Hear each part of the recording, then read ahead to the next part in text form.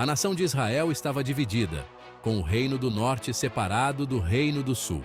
O reino do norte, governado por Acabe e Jezabel, havia se desviado do caminho de Deus, adotando práticas pagãs e cultos estrangeiros.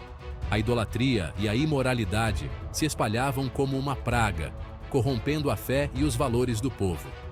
O povo venerava Baal, o deus cananeu da fertilidade, ignorando o Deus verdadeiro e seus mandamentos. Em meio a essa escuridão espiritual, um homem chamado Elias surge como um raio de esperança, trazendo uma mensagem de arrependimento e renovação. Quem é este que ousa desafiar nosso reino e nossas tradições? Elias, cujo nome significa Javé é Deus, era um profeta firme e destemido, escolhido por Deus para confrontar a corrupção. Ele não se acovardava diante da autoridade do rei e da rainha, enfrentando-os com coragem e determinação. Elias proclamou a mensagem divina com ousadia, denunciando a idolatria e anunciando o julgamento divino que estava por vir. Sua primeira aparição pública foi um confronto direto com o rei Acabe, onde ele anunciou a ira de Deus. Elias anunciou uma seca severa como consequência da desobediência do povo, um castigo que traria grande sofrimento. Essa seca se estenderia por 3 anos e meio, trazendo fome e sofrimento para toda a nação. S2. Media, Famine and Suffering During Biblical Drought. Como ousa Elias trazer tal profecia? Quem lhe deu tal autoridade para falar em nome de Deus? 3 anos e meio de seca? Isso é intolerável. Como o povo sobreviverá a tamanha calamidade? O ápice do ministério de Elias foi o confronto épico no Monte Carmelo, um evento que marcou a história de Israel. Elias, com coragem e fé inabalável, desafiou os 450 profetas de Baal para um teste diante de todos, um teste que definiria a verdadeira divindade.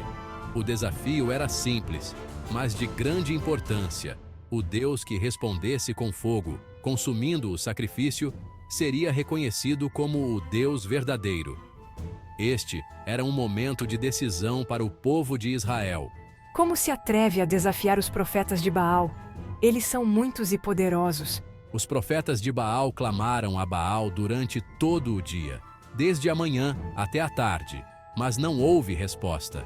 Nenhum som, nenhum sinal. Eles gritaram, dançaram e se feriram, tentando de todas as formas chamar a atenção de seu Deus. Mas o silêncio persistiu. A frustração e o desespero tomaram conta deles.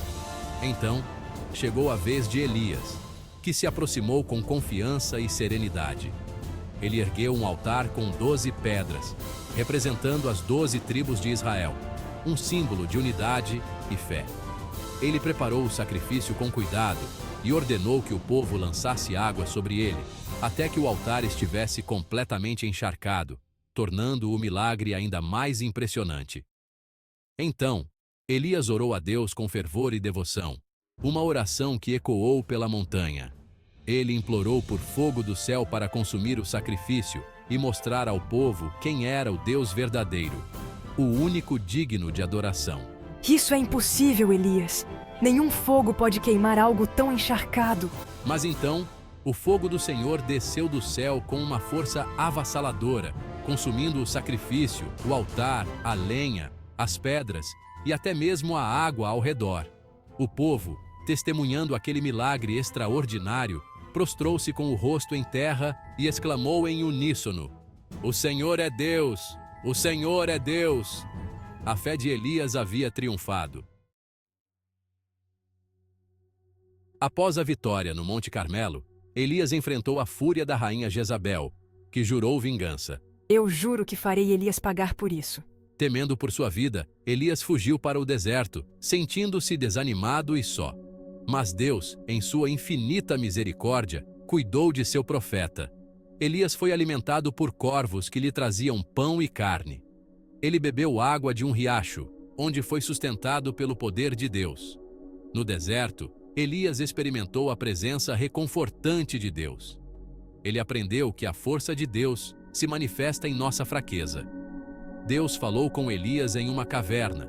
não em um vento forte, nem em um terremoto, nem em um fogo, mas em um murmúrio suave e delicado. Deus o instruiu a ungir novos líderes para Israel e revelou que seu ministério estava chegando ao fim. Ele não escapará de mim para sempre. Ele aceitou o chamado sem hesitar, deixando tudo para trás para seguir Elias, sem olhar para trás ou questionar. Eliseu, cujo nome significa Deus é salvação, era um homem dedicado e pronto para servir a Deus, com um coração cheio de fé e devoção.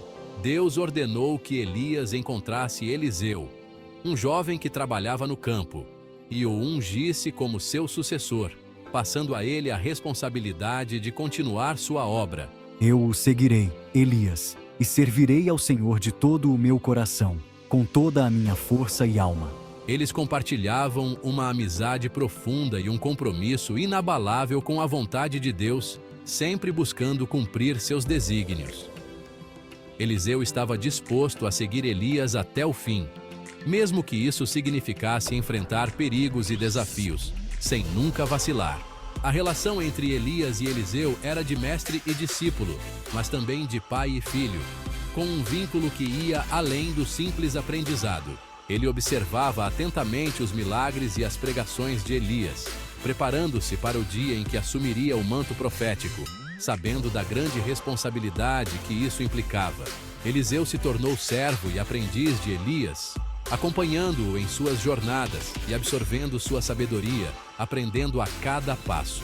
Eu estarei ao seu lado, Elias, até o fim, cumprindo a vontade de Deus. E assim, a jornada de Eliseu começou, marcada por fé, coragem e a promessa de um futuro guiado por Deus, sempre com a certeza de que estava no caminho certo. O tempo de Elias na terra estava chegando ao fim.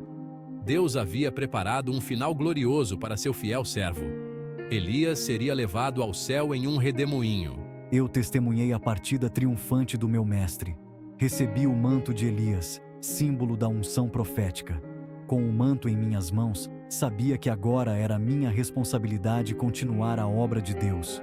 Rasguei minhas próprias vestes em sinal de luto e respeito por meu mestre. Também demonstrei minha fé no poder de Deus, usando o manto para abrir o Rio Jordão, assim como Elias havia feito. A partir daquele momento, me tornei o novo profeta de Israel, ungido com o poder do Espírito de Deus. Eliseu realizou muitos milagres durante seu ministério, demonstrando o poder de Deus ao povo. Ele curou Naamã, um comandante sírio com lepra, mostrando que a graça de Deus se estendia até mesmo aos inimigos de Israel. Fui curado da minha lepra por Eliseu, um verdadeiro milagre que me mostrou a grandeza e misericórdia de Deus. Eliseu multiplicou o azeite de uma viúva pobre, livrando-a da ruína financeira. Ele ressuscitou o filho de uma mulher sunamita, mostrando o poder de Deus sobre a morte. Ele purificou a água contaminada em Jericó, tornando-a potável novamente. Eliseu confrontou reis e exércitos, guiado pelo Espírito de Deus. Ele profetizou a vitória de Israel sobre seus inimigos e anunciou o juízo divino sobre os ímpios. Através de seus milagres e ensinamentos, Eliseu fortaleceu a fé do povo e o conduziu de volta ao caminho de Deus.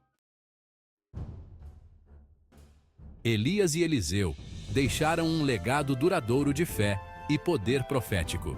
Eles demonstraram a importância de obedecer a Deus, mesmo em tempos difíceis. Eles confrontaram a idolatria e a injustiça com coragem e determinação. Seus milagres extraordinários revelaram o poder ilimitado de Deus e sua compaixão pelos necessitados. Eles provaram que Deus está sempre presente, pronto para ouvir as orações de seu povo e agir em seu favor. A história de Elias e Eliseu nos inspira a viver vidas de fé e obediência. Eles nos ensinam que Deus pode nos usar para realizar grandes coisas quando nos colocamos à sua disposição. A história de Elias e Eliseu transcende o tempo e o espaço. Seus exemplos de coragem, fé e obediência continuam a inspirar pessoas de todas as culturas e gerações. Em um mundo cheio de distrações e tentações, precisamos nos lembrar da importância de colocar Deus em primeiro lugar em nossas vidas. Devemos buscar a Deus com todo o nosso coração e confiar em seu plano perfeito. Assim como Elias e Eliseu foram usados por Deus para transformar sua geração, nós também podemos ser instrumentos de sua graça e poder.